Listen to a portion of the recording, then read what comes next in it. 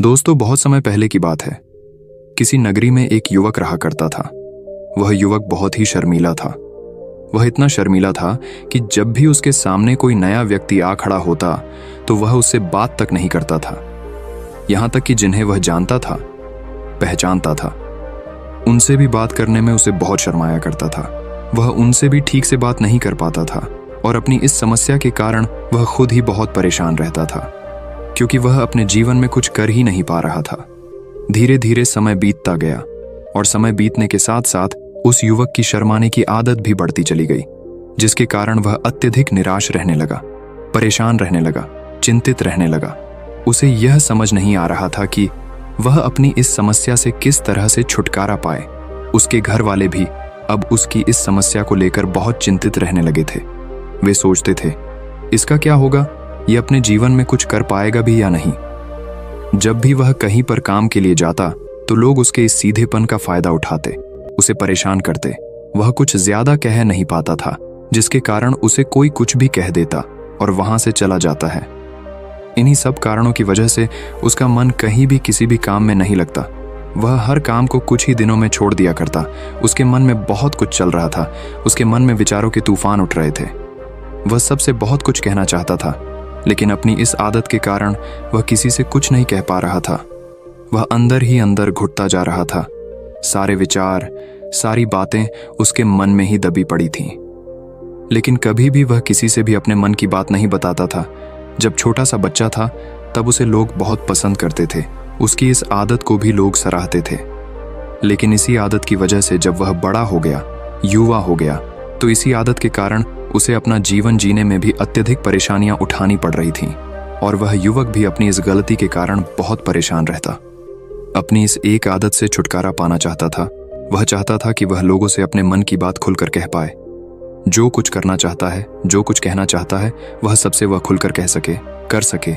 लेकिन जब भी कोई दूसरा उसके सामने आता तो उसकी जुबान मानो खुलती ही नहीं। यहाँ तक कि वह अपने माता पिता के सामने भी ठीक से बात नहीं कर पाता था। केवल उसके कुछ मित्र थे जिनसे वह अपने मन की बात कर पाता था। जब भी वह किसी बात का जवाब देता तो लोग उसकी हंसी उड़ाते थे, उसका मजाक बनाते। लोग कहते हैं कि आज तो तेरे मुंह में भी जबान आ गई है। यह समस्या दिन ब दिन बढ़ती चली जा रही थी और इस समस्या के कारण अब उसके पिता भी अत्यधिक चिंतित रहने लगे थे। वह चाहते थे कि उनका बेटा भी दूसरों के सामने अपने मन की बात रख सके। लेकिन एक दिन जब अपने उस बेटे को दूसरों के सामने शर्मिंदा होता हुआ देख रहे थे, तभी उन्हें बहुत क्रोध आया और वह अपने बेटे को खरी खोटी सुनाने लगे। उन्होंने उसे इतना डांट दिया कि वह युवा लड़का अत्यधिक क्रोधित हो गया और वहां से बिना कुछ कहे वहां से चला गया। शाम हो चुकी थी और अब तक उनका बेटा घर नहीं लौटा था। माता और पिता दोनों बड़े ही चिंतित थे। वे अपने बेटे को वापस घर पर देखना चाहते थे, लेकिन युवा लड़का तो भागते भागते पहाड़ की चोटी पर जा पहुंचा था। वह वहां से नीचे की ओर झांक रहा था और ईश्वर से कह रहा था, हे भगवान, आपने मुझे ऐसा क्यों बनाया? लोग मेरा मजाक उड़ाते हैं, लोग मेरी हंसी उड़ाते हैं। जब मैं इस दुनिया में अपने मन की बात रख ही नहीं सकता, मैं किसी से कुछ कह ही नहीं सकता, तो फिर मैं इस जीवन को जी कर क्या करूंगा? जब भी मैं किसी से कुछ कहने की कोशिश करता हूं तो लोग मेरा मजाक बनाते हैं, मेरी हंसी उड़ाते हैं, यहाँ तक कि वह मुझसे कुछ भी कहकर चले जाते हैं और मैं उनका जवाब नहीं दे पाता। ऐसा जीवन जीकर मुझे क्या मिलेगा? इसलिए मैं तेरे पास आ रहा हूं। इतना कहकर जैसे ही वह युवक कूदने की तैयारी कर रहा था कि तभी पीछे से आवाज सुनाई पड़ी, बेटा, जान देना तो बहुत आसान है, लेकिन इस जान को तुम वापस नहीं पा सकोगे। जैसे ही ये आवाज उसके कानों में पड़ी, वह पीछे मुड़कर देखने लगा। उसने जैसे ही पीछे मुड़कर देखा, उसने पाया कि एक बौद्ध भिक्षु उसके पीछे खड़े हैं। उन्हें देखकर वह डर सा गया और अपने कदम पीछे खींच लिए और चुपचाप वहां पर खड़ा हो गया। अपनी आदत के कारण वह उनसे कुछ कह नहीं पा रहा था। तभी बौद्ध भिक्षु उस युवक से कहते हैं, बेटा, क्या बात है? आखिर तुम यहां पर क्या कर रहे हो और तुम अपने इस जीवन को क्यों समाप्त करना चाहते हो? ये अनमोल जीवन बहुत कम लोगों को नसीब होता है और तुम्हें यह जीवन व्यर्थ लगता है। इस पर वह युवक कहता है, नहीं नहीं, कुछ नहीं, मैं तो बस यहाँ पर खड़ा होकर देख रहा था। तभी बौद्ध भिक्षु उस युवक से कहते हैं, बेटा, मैं जानता हूं कि तुम यहाँ पर क्या करने आए थे। तुम मुझसे कुछ नहीं छुपा सकते, लेकिन मैं चाहता हूं कि तुम अपनी समस्या मुझसे खुद बताओ, तभी मैं उसका समाधान तुम्हें बता पाऊंगा। यदि तुम चाहते हो कि कोई तुम्हारी मदद करे तो उसके लिए पहले तुम्हें ही आगे बढ़ना होगा। यदि तुम चाहते हो कि मैं तुम्हारी समस्या का समाधान करूं तो तुम्हें मुझे अपनी समस्या बतानी होगी, वरना मैं कुछ नहीं कर सकूंगा। उन बौद्ध भिक्षु की यह बात सुनकर वह युवक कहता है, नहीं नहीं, मैं ठीक हूं, मैं सच कह रहा हूं। उस युवक की यह बात सुनकर बौद्ध भिक्षु उस युवक से कहते हैं, ठीक है बेटा, यदि तुम नहीं चाहते कि मैं तुम्हारी मदद करूं तो कोई बात नहीं, मैं तुम्हारी बात पर विश्वास कर लेता हूं। लेकिन तुम्हें भी मेरी एक बात पर विश्वास करना चाहिए कि मैं तुम्हारी मदद के लिए ही यहाँ पर आया हूँ। तुम चाहो तो तुम अपनी समस्या मुझे बता सकते हो और मैं तुम्हारी इस समस्या का समाधान भी अवश्य करूंगा। इसका जवाब देते हुए युवक उन बौद्ध भिक्षु से कहता है, नहीं नहीं, मैं ठीक हूँ, आप जाइए। इस पर वह बौद्ध भिक्षु उस युवक से कहते हैं, ठीक है बेटा, यदि तुम चाहते हो कि मैं यहाँ से चला जाऊं तो मैं यहाँ से चला जाता हूँ, लेकिन मेरी एक बात याद रखना, मेरे जाने के बाद मैं तुम्हारी कोई मदद नहीं कर पाऊंगा और हो सकता है कि तुम्हारी मदद के लिए कोई और आगे भी ना आए। इतना कहकर बौद्ध भिक्षु पीछे की ओर मुड़े और अपने मार्ग में आगे बढ़ने लगे। वो युवक वहीं पर खड़ा होकर ये सब देख रहा था। जैसे ही वह कुछ दूर पहुंचे तभी उस युवक ने जोर से आवाज लगाई, गुरुदेव, मेरी समस्या बहुत बड़ी है, क्या आप उसका समाधान कर सकेंगे? क्या आप मुझे उसका समाधान दे सकेंगे? यह सुनकर बौद्ध भिक्षु वहीं पर खड़े हो गए और पीछे मुड़कर उन्होंने उस युवक की बात का जवाब देते हुए कहा, बेटा, इस दुनिया में कोई भी ऐसी समस्या नहीं है जिसका कोई समाधान ना हो। यदि तुम मुझे अपनी समस्या बताओगे तो मैं उसका समाधान अवश्य करूंगा। तभी वह युवक उन बौद्ध भिक्षु से अपनी समस्या बताते हुए कहता है, गुरुवर, मेरी एक बहुत बड़ी समस्या है कि मैं शर्मिला हूं, जिसके कारण मैं किसी से कोई बात नहीं कर पाता। यहां तक कि मैं अपने मन की बात भी किसी को नहीं बता पाता। जब भी मैं किसी से बात करने की कोशिश करता हूं तो लोग मेरा मजाक उड़ाते हैं, मेरी हंसी उड़ाते हैं। जब भी मुझे कोई खरी खोटी सुनाता है, उलटी सीधी बातें करता है, तो मैं उनका जवाब नहीं दे पाता। मैं लोगों की तरह चालाक बनना चाहता हूं, लोगों की तरह बातों का जवाब देना चाहता हूं, अपने मन की बात करना चाहता हूं। मैं इस दुनिया के साथ कदम से कदम मिलाकर आगे बढ़ना चाहता हूं। क्या इसका कोई समाधान है? उन बौद्ध भिक्षु ने उस युवक की सारी बातें ध्यानपूर्वक सुनी और फिर जवाब देते हुए कहते हैं, बेटा, जरूरत से ज्यादा शर्मीला होना, इसका अर्थ यह है कि तुम्हारे अंदर कोई डर है जिसे तुम पहचान नहीं पा रहे हो, जिसका कारण उसका समाधान करने में भी असमर्थ है। शर्म करना अलग बात है और डरना अलग। जब हमारे भीतर डर होता है तब हम कहीं भी किसी से भी कोई भी बात नहीं कर सकते। हमें चारों तरफ केवल डर ही नजर आता है और हम हर जगह से डरते ही रहते हैं। लेकिन इसे शर्माना नहीं कहते। शर्म तो बस एक हद तक तुम्हें चुप रख सकता है। फिर वह बौद्ध भिक्षु उस युवक से कहते हैं, बेटा, तुम सबसे अधिक किससे शर्माते हो? युवक इसका जवाब देते हुए कहता है, गुरुवर, मुझे अपने पिता से बात करने में बहुत शर्म आती है। मैं उनके सामने कुछ बोल ही नहीं पाता। तभी वह बौद्ध भिक्षु उस युवक से कहते हैं, अच्छा, तो ये बताओ, जब तुम अपने पिता से बात कर रहे होते हो या फिर बात करने का प्रयास करते हो तो तुम्हारे मन में कैसे ख्याल आते हैं? युवक इसका जवाब देते हुए कहता है, गुरुवर, जब भी मैं अपने पिता से बात करने का प्रयास करता हूं तो मुझे ऐसा लगता है कि मानो मेरे पिता अभी मुझे डांट देंगे, मुझ पर क्रोध करेंगे, मुझसे नाराज हो जाएंगे और कहीं ना कहीं मुझे यह भी लगता है कि मैं कुछ गलत बात ही करूंगा। यहाँ तक कि मेरे मन में ऐसे भी ख्याल आते हैं कि शायद मेरे पिता मुझसे प्यार ही नहीं करते। परंतु गुरुवर, आप कहते हैं कि शर्म अलग है और डरना अलग बात है, तो क्या कोई ऐसा उपाय है जिससे मुझे डर ही ना हो? क्या कोई ऐसा रास्ता है जिससे मेरे अंदर का ये डर पूरी तरह से समाप्त हो जाए? कृपा करके मुझे इस समस्या का समाधान बताइए। मुझे अपने इस डर से बाहर निकलना है। मुझे लोगों की तरह अपने इस जीवन को खुलकर जीना है।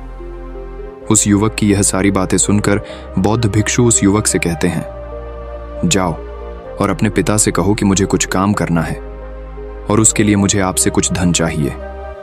यदि तुम उनसे धन मांगने में कामयाब हो गए तो मैं तुम्हें तुम्हारी समस्या का समाधान अवश्य बताऊंगा। वह युवक काफी घबरा गया। उसने उन गुरुवर से कहा, हे गुरुवर, मुझे यह कार्य न दीजिए। मैं उनसे कुछ नहीं कह पाता। उनके सामने तो मेरी बोलती तक बंद हो जाती है। मैं उनसे धन भला कैसे मांगूंगा? ये बात सुनकर बौद्ध भिक्षु उस युवक से कहते हैं, तब तो तुम्हारी समस्या का कोई भी समाधान नहीं है और ना ही तुम कभी भी अपने जीवन को खुलकर जी पाओगे। यह बात सुनकर युवक उन भिक्षुओं से कहता है, गुरुवर्ग, ऐसा ना कहे, कृपा करके मुझे कोई और कार्य बताइए, कोई ऐसा कार्य जिससे मेरे अंदर का डर पूरी तरह से समाप्त हो जाए। कोई ऐसा समाधान बताइए। इसका जवाब देते हुए वह बौद्ध भिक्षु उस युवक से कहते हैं, बेटा, यदि तुम्हें अपने अंदर के डर को समाप्त करना है तो पहले तुम्हें मेरा यह कार्य करना होगा जो मैंने तुम्हें कहा है। वह युवक घबराकर काफी देर सोच विचार करने के बाद पुन गुरुवर से कहता है, ठीक है, यदि आप चाहते हैं कि मैं इस कार्य को करूं तो मैं इसे करने का पूरा प्रयास करूंगा। इतना कहकर वह युवक अपने घर लौट जाता है। उसे देखकर उसके माता पिता बहुत खुश हो जाते हैं और वह युवक अपने पिता से डरते डरते कहता है, पिताजी, मुझे आपसे कुछ बात कहनी है। इस पर उसके पिता कहते हैं, बोलो क्या बात है। युवक आगे कहता है, पिताजी, मैं कुछ काम करना चाहता हूं और उसके लिए मुझे आपसे कुछ धन चाहिए। क्या आप मुझे कुछ धन दे सकते हैं? इतना सुनकर उस युवक के पिता ने उसकी ओर ध्यान से देखा। काफी देर देखने के बाद वह खुशी से झूम उठे और तुरंत ही उन्होंने कुछ धन अपने पुत्र के हाथों पर रख दिया और कहने लगे, बेटा, इतना धन काफी है कि तुम्हें और चाहिए। इसके जवाब में वह युवक अपने पिता से कहता है, नहीं नहीं पिताजी, इतना काफी है, मैं इतने से काम चला लूंगा।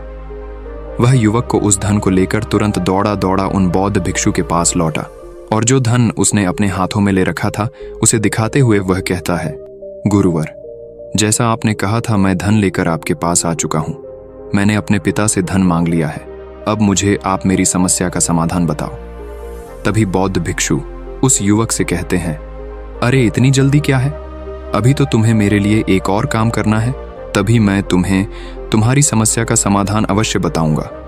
और यदि तुम मेरे लिए इस कार्य को पूरा नहीं कर सके तो मैं तुम्हें कभी भी तुम्हारी समस्या का समाधान नहीं बताने वाला।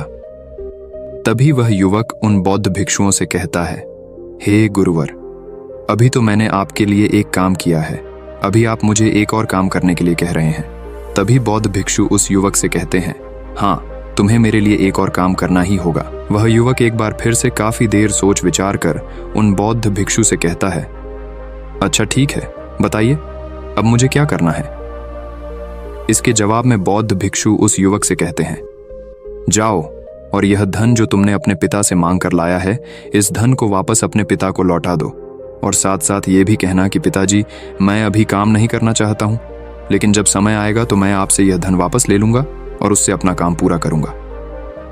यह बात सुनकर युवक एक बार फिर से ऊपर से नीचे तक पूरी तरह से कांप गया और कहने लगा, गुरुवर, आप मुझे कोई और काम सौंप दीजिए, मैं उसे जरूर करूंगा। लेकिन अब यदि मैं धन लेकर उनके पास वापस गया तो वह क्या सोचेंगे मेरे बारे में? मैं तो शर्मिंदा हो जाऊंगा उनके सामने। इसलिए गुरुवर, कृपया करके मुझे कोई और काम दे। तभी बौद्ध भिक्षु उस युवक से कहते हैं, बेटा, जो काम मैंने तुम्हें सौंपा है तुम्हें उसी कार्य को पूरा करना होगा, अन्यथा तुम्हारी समस्या का समाधान मैं तुम्हें नहीं बताने वाला। काफी देर सोच विचार करने के बाद वह उन बौद्ध भिक्षु से कहता है, ठीक है गुरुवर, मैं वापस जाता हूं और ये धन लौटाकर मैं अब भी आता। वह तुरंत दौड़ा अपने पिता के पास वापस लौटा और उसने अपने पिता से कहा, पिताजी, मैं यह धन अभी नहीं लेना चाहता, अभी ये धन आप मुझसे वापस ले लीजिए। जब मुझे कोई काम पड़ेगा तो मैं आपसे ये धन वापस ले लूंगा। उसके पिता ने उस युवक की तरफ घूर घूर कर काफी देर तक देखा और फिर मुस्कुराते हुए कहने लगे, बेटा, मैं समझता हूं कि किसी भी काम को शुरू करने से पहले हमें उसके बारे में जानकारी इकट्ठा करनी चाहिए। उसके बारे में समझना जरूरी है। कब, क्या, कैसे और कब तक करना है, इसके बारे में भी हमें जानकारी लेनी जरूरी है। कोई भी काम ऐसे ही नहीं शुरू किया जा सकता, उसमें हम नहीं होंगे या फिर नहीं, इसका भी अनुमान हमें लगाना पड़ता है। और जब हम इन सभी के बारे में सही जानकारी प्राप्त कर लेते हैं तभी हमें धन लगाना चाहिए। मुझे बहुत खुशी है कि तुमने ये सही निर्णय लिया है। जब तुम्हें यह समझ में आ जाए कि जो कार्य तुम करने जा रहे हो वह तुम्हारे लिए उचित है, तब तुम चाहो तो मैं तुम्हें यह धन वापस लौटा दूंगा। युवक अपने पिता से यह सारी बातें सुनकर मन ही मन बहुत प्रसन्न था। उसने ये तो उम्मीद तक नहीं की थी कि उसके पिता हंसकर उसे इस तरह से सारी बातें समझाएंगे। वह मन ही मन ये सोच ही रहा था कि तभी उसके पिताजी उसके और करीब आए और अपनी उस युवा बेटे को गले से लगा लिया। जैसे ही उसके पिता ने उस युवक को गले से लगाया, उसको बहुत अच्छा महसूस हुआ। उसका आत्मविश्वास, उसका हौसला और बढ़ता गया। उसके बाद युवक वापस पुन गुरुवर के पास लौटा और कहने लगा, गुरुवर, जैसा आपने कहा था मैंने बिल्कुल वैसा ही किया है। मैंने धन अपने पिता को वापस कर दिया है। अब तो कृपया करके मुझे मेरी समस्या का समाधान बता दीजिए। तभी बौद्ध भिक्षु उस युवक की तरफ देखकर मुस्कुराते हैं और इस युवक से कहते हैं, बेटा इतनी जल्दी क्या है, अभी तो तुम्हें मेरे लिए एक और काम करना ही पड़ेगा। वह युवक कहता है, महाराज, आप आखिर मुझसे बार बार इस तरह से काम क्यों करवा रहे हैं? क्या आपके पास मेरी समस्या का कोई समाधान नहीं है? कहीं आप मुझे बेवकूफ तो नहीं बना रहे? जिस तरह से लोग मुझे बेवकूफ बनाते हैं, क्या आप भी मेरे साथ वही तो नहीं कर रहे? आपने कहा जाओ अपने पिता से पैसे मांग कर लाओ, मैंने पैसे मांग कर लाए आपने, फिर कहा जाओ ये पैसे अपने पिता को लौटा कर आओ, मैंने आपके कहे अनुसार बिल्कुल वैसा ही किया। और अब आप कह रहे हैं कि मैं आपके लिए एक और काम करूं? नहीं, ये मुझसे नहीं होगा। तभी बौद्ध भिक्षु उस युवक की तरफ देखकर मुस्कुराते हैं और कहते हैं, बेटा बस ये आखिरी काम है और यह बहुत सरल भी है। तुम जैसे ही इस कार्य को पूरा करोगे, मैं तुम्हें वचन देता हूं कि मैं तुम्हारी समस्या का समाधान तुम्हें अवश्य बताऊंगा। इस पर वह युवक फिर से एक बार सोच विचार करता है और उन बौद्ध भिक्षु से कहता है, ठीक है, लेकिन ये आखिरी काम जो मैं आपके लिए करूंगा, बताइए मुझे क्या करना है। तभी बौद्ध भिक्षु एक मूर्ति निकालकर उस युवक के हाथ में थमा देते हैं। वह मूर्ति देखने में बहुत ही साधारण सी थी, लेकिन वह बौद्ध भिक्षु उस युवक से कहते हैं, बेटा तुम्हें इसे बाजार में ले जाना है, इसे बेचना है और इसके बदले में तुम्हें 100 सोने के सिक्के लेकर आने हैं। जब तुम यह करने में सफल हो जाओगे, तभी मैं तुम्हें तुम्हारी समस्या का समाधान तुम्हें बता पाऊंगा। वह युवक उस मूर्ति को अपने हाथ में लेकर बड़े ही गौर से देखता है और उन बौद्ध भिक्षुओं से कहता है, हे गुरुवर, ये तो बड़ी ही साधारण सी मूर्ति लग रही है, मानो मिट्टी की बनाई गई। इसके लिए भला 100 सोने के सिक्के मुझे कौन देगा? कहीं आपका माथा फिर तो नहीं गया है? इसके 1 या 2 सोने के सिक्के मिल जाए, वही बहुत है, लेकिन इसके लिए 100 सोने के सिक्के कोई नहीं देगा। तभी बौद्ध भिक्षु उस युवक से कहते हैं, बेटा मैंने जो तुम्हें काम सौंपा है, यदि तुम उसे पूरा करोगे तभी तुम्हें तुम्हारी समस्या का समाधान मिल पाएगा, अन्यथा तुम चाहो तो अपने घर लौट सकते हो, फिर से वही अपने पुराने जीवन में जहां लोग तुम्हारा मजाक बनाते हैं, लोग तुम्हें डराते हैं, सताते। मैं तुम्हें यहाँ अपने डर को निकालने में तुम्हारी मदद कर रहा हूँ। तुम मेरे यहाँ काम करके अपने डर को धीरे धीरे भगा पाओगे। मेरे इस काम को पूरा कर दो, तुम्हें सब समझ आ जाएगा। वह युवक उन बौद्ध भिक्षुओं की बात सुनकर मन ही मन ये विचार करता है कि मुझे तो मेरी समस्या का समाधान किसी भी हालत में चाहिए, जिस कारण वह उस मूर्ति को उठाकर बाजार की ओर चल पड़ता है। बाजार पहुंचकर वो एक जगह चुपचाप उस मूर्ति को लेकर खड़ा हो जाता है और इंतजार करने लगता है कि कोई आएगा और उसे उस मूर्ति के बारे में पूछेगा, और तब वह उस मूर्ति के लिए 100 सोने के सिक्के की मांग करेगा। देखते ही देखते काफी समय बीत गया, लेकिन अभी तक उसके पास कोई भी व्यक्ति नहीं आया था। उसने आसपास देखा तो लोग चिल्ला चिल्ला कर अपने सामानों को बेच रहे थे, जोर जोर से आवाज लगा रहे थे। उसने भी सोचा, यदि मुझे अपनी इस मूर्ति को बेचना है तो मुझे भी जोर जोर से आवाज लगानी होगी। उस युवक ने चिल्लाना शुरू किया, लेकिन वह इतनी जोर से नहीं चिल्ला रहा था, उसकी आवाज उसे खुद तक सुनाई नहीं पड़ रही थी। तो भला उसकी आवाज को दूसरे कैसे सुनते, जिस कारण उसे कोई भी व्यक्ति खरीदने के लिए तैयार नहीं था। धीरे धीरे शाम का समय हो चुका था और उस व्यक्ति को यह डर था कि कहीं वह बौद्ध भिक्षु वहां से कहीं चला ना जाए, अन्यथा उसे उसकी समस्या का समाधान कौन देगा। ये सोचकर उसने जोर जोर से आवाज लगानी शुरू की कि 100 सोने के सिक्के में यह मूर्ति ले लो। उसकी आवाज सुनकर लोग उसके पास आने लगे और उससे यह सवाल करने लगे, इस मूर्ति में ऐसा क्या है जो तुम इसके लिए 100 सोने के सिक्कों की मांग रहे हो? इसके अंदर ऐसा कुछ तो खास होगा ही। युवक काफी देर सोच विचार कर उस युवक से कहता है, नहीं नहीं, मुझे कुछ नहीं पता, मैं तो बस ये मूर्ति यहां पर बेचने आया हूं। तभी उसमें से एक युवक उस युवक से कहता है, अगर ऐसी बात है तो इस मूर्ति को कोई नहीं खरीदने वाला। आखिर इस मूर्ति में ऐसा क्या खास है जिसके लिए तुम सोने के सिक्के की मांग कर रहे हो? ये तो तुम्हें बताना ही पड़ेगा। धीरे धीरे कई लोग उसके पास आए और सभी ने बस एक ही सवाल किया, आखिर इस मूर्ति में ऐसा क्या खास है, ऐसी क्या बात है जिसके लिए तुम सोने के सिक्के की मांग कर रहे? उस युवक ने उससे बातचीत की, उन्हें समझाने की कोशिश की, कई प्रयत्न किए, लेकिन कोई भी उस मूर्ति को सोने के सिक्के देकर खरीदने के लिए तैयार नहीं था। वह निराश हो गया, उसे कुछ समझ नहीं आ रहा था कि वह क्या करे।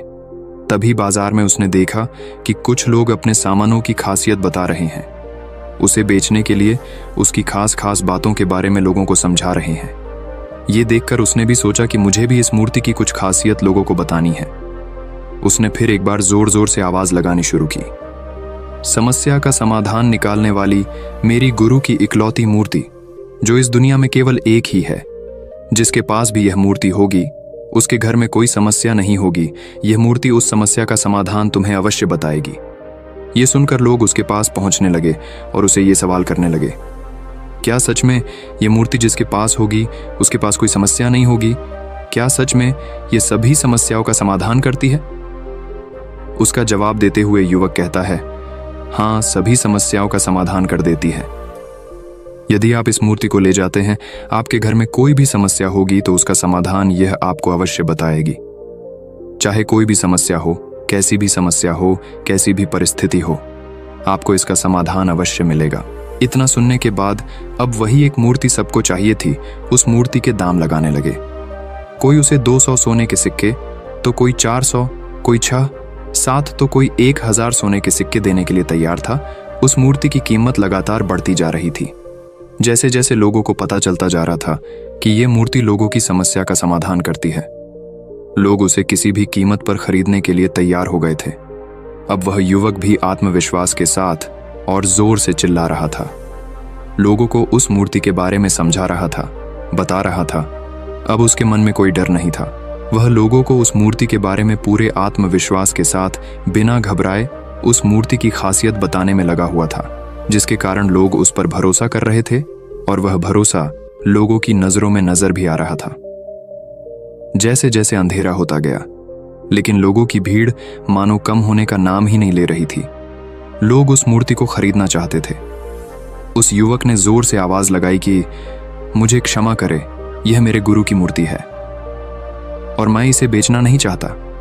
इतना कहकर वह युवक उस मूर्ति को लेकर वापस खाली हाथ लौट आया और उन गुरुवर के पास पहुंचा और उन गुरुवार से कहने लगा, हे गुरुदेव, आपका बहुत बहुत धन्यवाद।